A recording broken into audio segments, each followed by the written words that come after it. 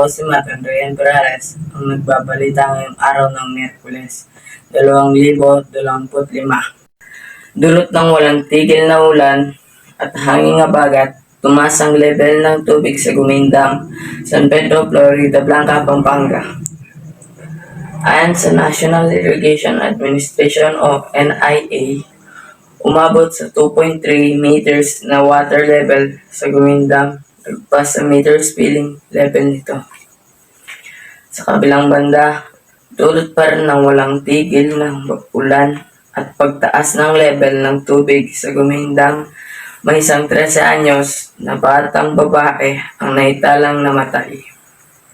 At labis na naapektuhan ng mga palayan ng mga magsaka sa barangay San Pedro, dulot ng hanging habagat. Mahalagang katanungan. Paano naapektuhan ng kapaligiran ang pagkatao at pamumuhay ng mga tao? Dulot ng walang tigil na pagulan, may naitalang isang batang nasawi dahil sa pagtaas ng tubig sa Gumindang.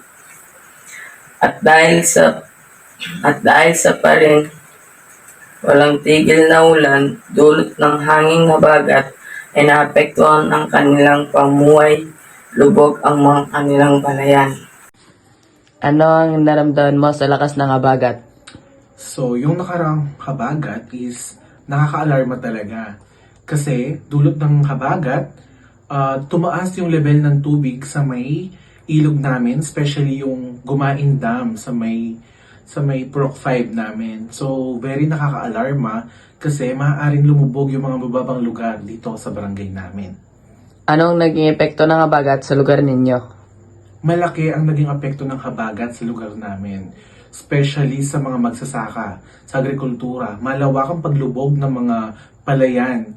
So, nakakaawa ang mga magsasaka dito sa barangay namin dahil imbis na kitain na lang nila yon ay nasira pa dulot ng habagat. Paano nila pinaghandaan ang habagat?